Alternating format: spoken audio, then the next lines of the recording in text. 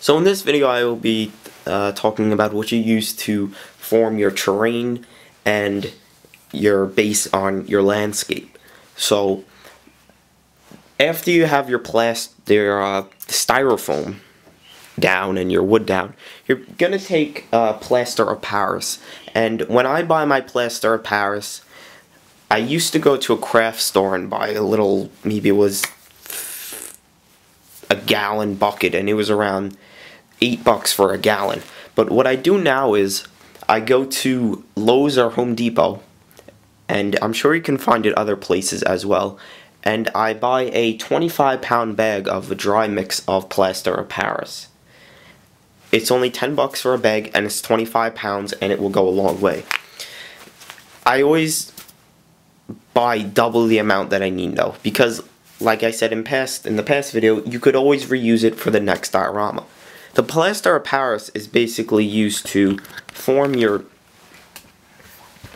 I guess you could say, your rock face, or basically the look of the diorama. All you see here is all Plaster of Paris. This Plaster of Paris right here, Plaster of Paris, it's the whole diorama is made on Plaster of Paris. So once you have your rough shape of the diorama, you're gonna mix your Plaster of Paris. And I don't recommend mixing a lot at once. I don't mean, mix a little cup of it. I only mix 32 ounces. What I do is I just get like one of those red cups that you would drink out of, and I just take 2 scoops of that. I find that that is easiest to mix, and it's not so much that it'll be dry in your bucket as you're putting it down. So you're gonna mix it, and then you're gonna place it. You're just gonna throw it on here, or you could go neat with it as well. And you're basically just going to lay it on top of your styrofoam. You don't need to do anything to the styrofoam. It'll just stick to it as well with the plywood. So you just basically put it on it, and you shape the ground. Because if you put pieces of styrofoam here, it's going to almost be like a ledge. And you're going to create your hills. I don't know if you're able to tell, but you can see all the texture in that. That is made from me just putting Plaster of Paris on there. And it really isn't that hard. It's probably the easiest thing that you're going to do in the diorama, because you could be messy with it and it's not going to look bad at all, because in nature that's the way it looks. Now down there, if you tell, these are little pieces of styrofoam underneath that, and then I just plastered over it, and as you can tell, it fills all the gaps and makes it look like one piece, and I think that makes it look great. You could level it. I haven't actually found a leveling agent for the Plaster of Paris yet, which I actually may look up after. It's not the top priority that I have, but I might look that up. Up here is actually all level. I didn't really do much of the plaster. I just put it there and kind of smoothed it out, because I know I would have that up there. You could also make rock faces with your Plaster of Paris. This is kind of an example. This really isn't the best example of a rock face, but you can get the idea of, if you just go really messy with the plaster, you can make a rock face. It obviously won't be a detailed rock face like you get from a mold, but you can make a nice rock face. Like I said, it really isn't much, but it looks better than if it was just smooth. And you could achieve the rock face by, really just throwing it on there and getting as messy with it as you can. Another example of where my plaster is right over here. I shaped this whole thing out of plaster over here. I just put it on there, and I think it looks pretty good.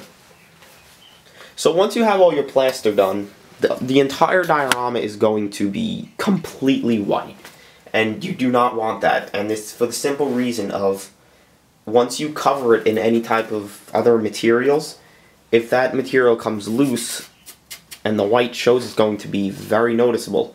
And a perfect example is right there. You can see the white is very noticeable. So you're going to get very cheap black paint. And I'm going to show you the paint that I use, because I bought it at a Michael's craft store, and I'm pretty sure there's a decent amount of Michael's craft stores around the country. I know at least in New York and New Jersey there is. I don't know about anywhere else. But this cheap paint right here, I think this is like 32 ounces. It was like $1. I don't think it was any more than $1. I think I bought like 4 of them at the time. And you gotta buy a very, very cheap brush.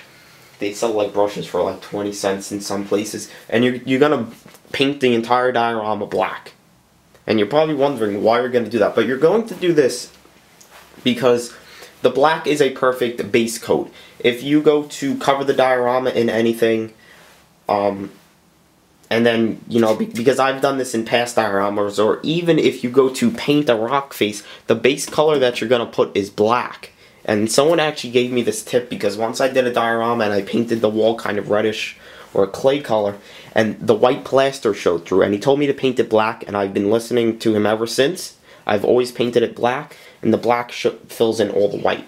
Paint it black regardless of if you're going to cover it with dirt or whatever, because when the white plaster shows, it's very noticeable, and sometimes it's impossible to make it non-noticeable. So plaster and then paint. Then after that, you're going to cover it in any type of dirt material. You can see this is actually woodland scenic stuff. I actually bought dirt, and you're probably going to say I'm crazy, but this is dirt. It was actually like a ballast dirt, and I had to buy this because I live in New York City, and if anyone ever called it the concrete city, I honestly cannot find any dirt anywhere. I could go a state over to New Jersey and get some dirt, but I'm not going to do that. I can't find any dirt, and if I could find dirt, it's packed clay.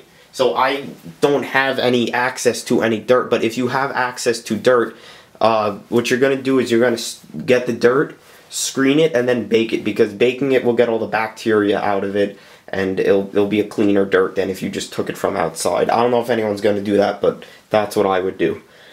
Now you have 2 options. You could, after you screen the dirt and bake it, and it's almost like powder, because you want it like that because it will look perfect to scale. It won't be like a huge rock.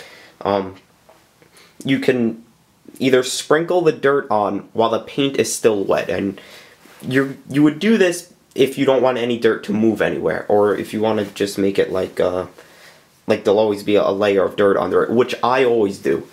You would sprinkle it while the paint is still wet, so when the paint dries, the dirt is in the paint and it won't move around anywhere.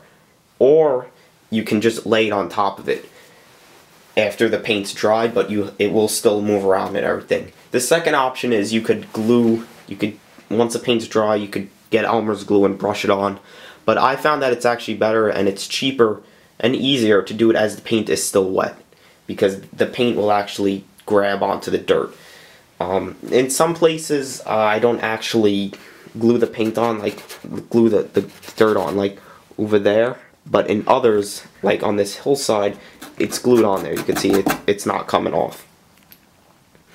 Another option that you have, and this is the option that I'm going to have to take from now on, is you can actually make your own dirt or rock.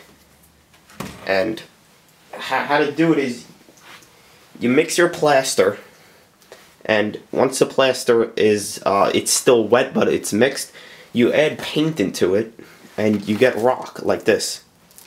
I added black paint into this. I added a little bit so it would make it gray, and this looks pretty real.